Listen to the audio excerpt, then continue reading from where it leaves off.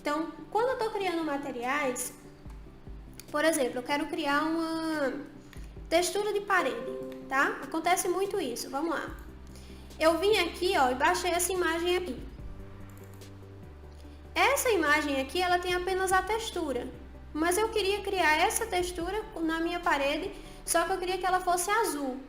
E eu não encontrei essa textura. Aí o que é que a gente faz? Às vezes a gente vai lá e muda a cor no SketchUp, né? A gente cria aqui o material, bota aqui azul. Deixa eu criar o material, boto a imagem, na verdade, e deixo ela azul aqui, ó. Pro V-Ray isso aqui não funciona, tá? Eu vou até aplicar aqui, depois eu mostro na bolinha, porque ele ficou todo quebradinho, né? Pro V-Ray isso aqui não vai funcionar. Não adianta eu mudar a cor da minha textura no SketchUp, porque para o V-Ray ela vai continuar cinza, ó. Certo? Então, o que é que eu posso fazer? O que é que a gente faz geralmente para melhorar esse material? No lugar de colocar a imagem, a gente coloca só a cor, não é? Olha, vou botar aqui o azul. E adiciona essa imagem que eu mostrei aqui da textura no bump do material, para poder criar aquela textura. Eu venho aqui no bump e adiciono a minha textura de parede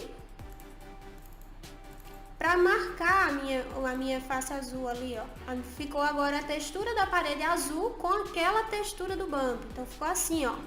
Posso até mudar aqui para a parede, olha só, mais de perto.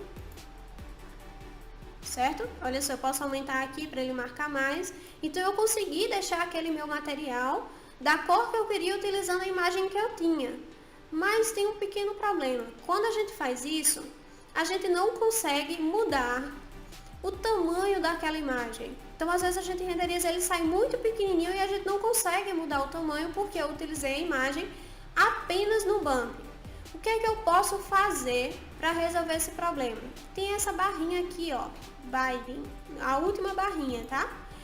Essa opção aqui de textura, de modo de textura, eu posso adicionar uma imagem apenas para visualizar no SketchUp. Talvez você já tenha visto isso em algum material. Você pega um material do V-Ray e ele é verde no SketchUp e quando renderiza sai azul. Ou então ele é uma textura de madeira clara e quando renderiza ele sai uma textura de madeira escura. Acontece muito de o que você vê no SketchUp é uma coisa, o que você renderiza é outra. Então você pode vir aqui, ó, onde tem, ó, modo de textura, colocar a opção de custom e adicionar a mesma imagem. Tá vendo que ele fica com aquela imagem do V-Ray, que é aqueles quadradinhos, né? Então eu venho aqui onde tem textura e coloco a minha textura da parede, olha só. Agora o que é que eu tô vendo aqui? O meu material continua azul, ele vai renderizar azul da forma que eu queria. E no SketchUp eu tô visualizando a imagem. E agora eu tô vendo que tá gigante. Então eu consigo vir aqui, ó, no conta-gotas e editar o tamanho dessa textura. Evitando que na hora de renderizar é que eu vou descobrir que ela estava gigante, porque eu não estava vendo lá só com a face azul. Então dessa forma a gente visualiza no SketchUp de um jeito, configura a textura no tamanho certo e no V-Ray vai sair da forma que a gente precisava. Isso vai deixar o material mais realista, ele não vai vir fora de escala, não vai vir uma textura gigante que quando você pensava que estava correto porque você estava trabalhando apenas com cores, certo? Isso não acontece só com textura de parede não, tá?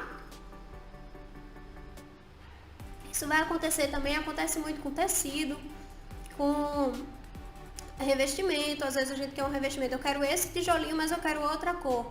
A gente adiciona a cor e bota o bump do tijolinho. Então você pode fazer isso para definir o tamanho dessa sua textura, certo?